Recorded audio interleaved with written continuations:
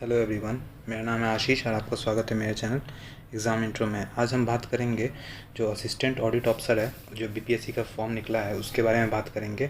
उसमें कुछ important points देखेंगे जो कि फॉर्म भरने से पहले आपको जान लेनी चाहिए, जिससे कारण आपको सहूलियत हो और आपको चीज़ें गलत ना हो। क्योंकि इसमें ऐसा है कि आप दोबारा सुधार नहीं सकते हैं कुछ चीज़ों को भरने के बाद। सो प्लीज़ आपको हर एक चीज़ इस वीडियो में क्लियर कर दिया जाएगा, उसको आपको देखने के बाद ही आप फॉर्म को डालें। सो आइए देखते हैं। सबसे पहले प्लीज़ चैनल को सब्सक्राइब कीजिएगा, वीडियो को लाइक कीजिएगा और पसंद आता है तो चैनल को शेयर भी कीजिएगा और साथ ही साथ वीडियो को भी शेयर कीजिएगा, जिससे कि आप सबका और बाकी लोगों का मदद हो पाए।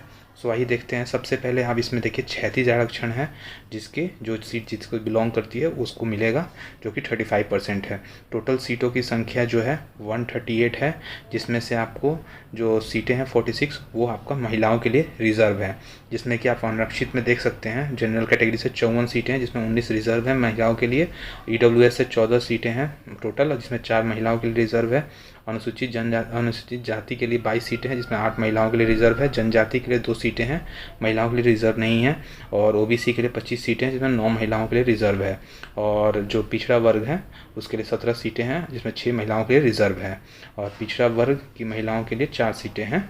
ठीक है। सो उसके बाद हम देखते हैं कि आपका जो भी सेक्शन ये होता है, जो कि एकेडमिक्स जो मांगा गया है, उसमें वाणिज्य में, अर्थशास्त्र में, सांख्यिकी अथवा गणित में से किसी भी एक सब्जेक्ट में मान्यता प्राप्त विश्वविद्यालय से स्नातक की डिग्री, ठीक है, आपको ग्रेजुएट होना चाहिए। ठीक है, या तो MBA, ठीक है, वृत्त में, ठीक है, या तो CA, या तो आपका ICWA, ठीक है, या तो CS का डिग्री आपके पास हो तो आप भर सकते हैं इस फॉर्म को।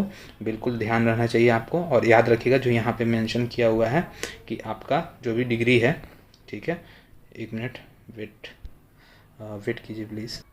यहाँ देखिए आप, जो आपको मेंशन किया हुआ है जो आपकी डिग्री है, वो आपको बताया गया अंतिम तिथि 15/5/2021 तक पूर्णतः हो जानी चाहिए, अन्यथा आपका जो कैंडिडेचर है उसको रद्द कर दिया जाएगा। ठीक है, अगर आपका एप्लीकेशन फॉर्म को रद्द कर दिया जाएगा। जो उम्र सीमा है वो न्यूनतम 21 साल दिया गया है। ठीक है, आपको पता होना चाहिए। जो अनारक्षित है जनरल कैटेगरी के पुरुष के लिए 37 साल है। ठीक है, और जो आपका महिलाओं पुरुष के लिए है, जो ओबीसी के लिए वो 40 साल है। और अनुसूचित जनजाति जाति के लिए जो महिलाओं पुरुष के लिए 42 साल है। ठीक है, ये जो आपका जो एज कैटेगरी है वो दे रखा है। उसके बाद आप देखिए जो कि इसका इम्पॉर्टेंट पोर्शन है एक, जिसके बारे में हम बात करते हैं, चयन प्रक्रिया। ठीक है, ये बहुत इंपॉर्टेंट होता है क्योंकि किस अकॉर्डिंग वहाँ पे चयन होगा उसके बारे में है। प्रारंभिक जो प्रीलिम्स की परीक्षा होगी, उसके मेंस की होगी, मुख्य परीक्षा होगी, उसके बाद साक्षात्कार यानी इंटरव्यू भी किया जाएगा।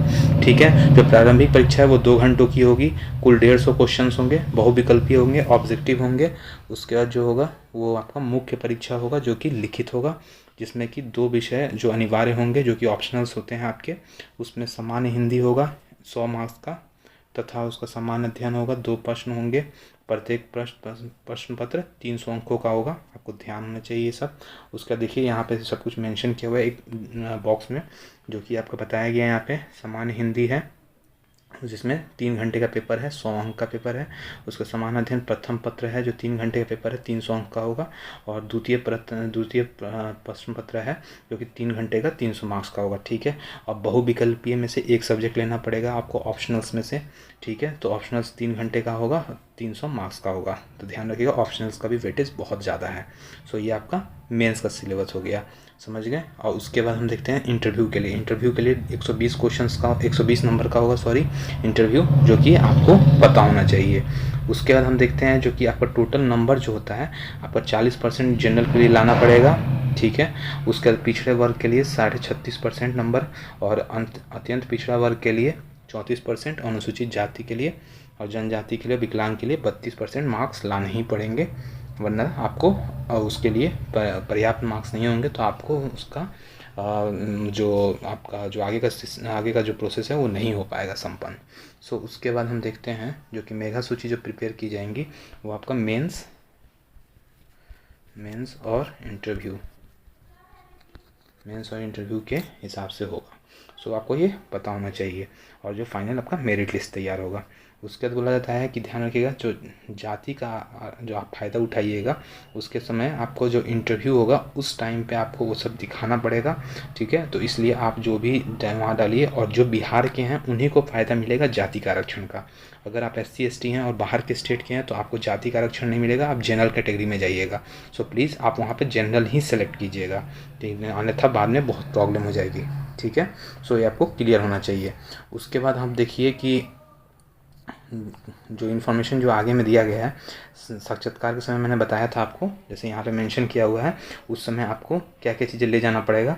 मैट्रिक का आपका सर्टिफिकेट होना चाहिए, स्नातक की डिग्री होनी चाहिए, उसको स्नातक की अंक जो प्राप्त करते हैं आप एक बार में, उसमें सारा अंक लिखा रहता है, वो डिग्री वो भी सर्टिफिकेट होना चाहिए।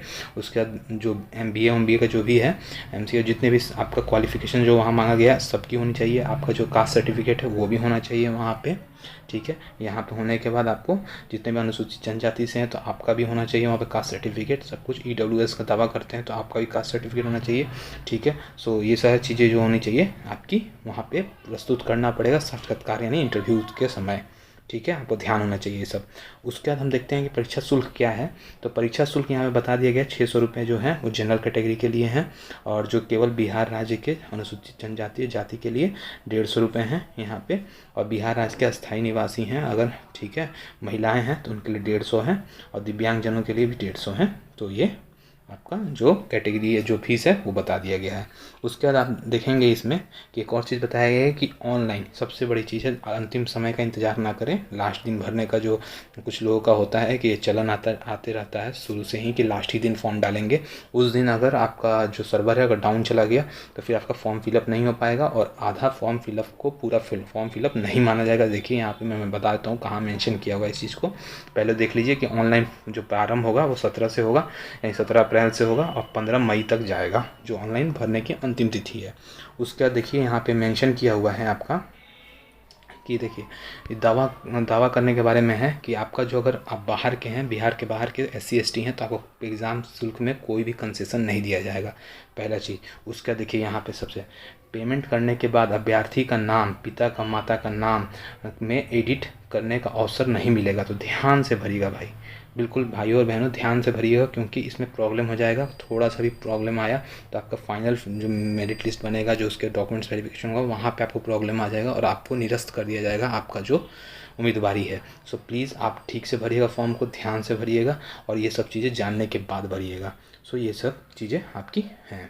उसका देखिए जो कि आपका बोला गया है, जो कि मात्र रजिस्ट्रेशन एवं परीक्षा शुल्क का भुगतान करने का यह नहीं माना जाएगा कि परीक्षार्थी द्वारा पूर्ण रूप से ऑनलाइन फॉर्म को भर दिया गया है, क्योंकि उसके बाद जो फाइनल एप्लीकेशन फॉर्म आएगा उसमें आपको अपना लॉगिन पासवर्ड करके जो डाल के उसका फाइनल एप्लीकेशन फॉर्म आएगा, उसको आपको भर के कम्प्लीटली वहाँ पे सबमिट करना पड़ेगा अपने फ़ोटो सिग्नेचर के साथ, ठीक है। हिंदी और सिग्नेचर में आपका होना चाहिए, हिंदी और इंग्लिश में दोनों में सिग्नेचर। सो उसके बाद आपको कंप्लीट माना जाएगा। सो ये आई होप कि आपको ये सब चीज़ समझ में आ गई। जो भी मैंने चीज़ें बताई वो ध्यान से भरिएगा, थोड़ा भी प्रॉब्लम ना हो आपको। अगर कुछ भी प्रॉब्लम आता है तो कमेंट बॉक्स में पूछिएगा, मैं दोबारा एक वीडियो बना के उस चीज़ को क्लियर कर दूँगा। सो ऐसे ही आप भरिएगा कि जिससे कि आपको सब चीज़ स्पष्ट हो और आगे चल के कोई प्रॉब्लम ना आए। आई होप कि आपको वीडियो पसंद आया होगा। अगर पसंद आता है तो चैनल लाइक कीजिएगा, चैनल को सब्सक्राइब कीजिएगा और दूसरों तक शेयर करके पहुंचाइएगा। सो मिलते हैं नेक्स्ट वीडियो में। आज के लिए इतना ही। Thank you. Have a nice day.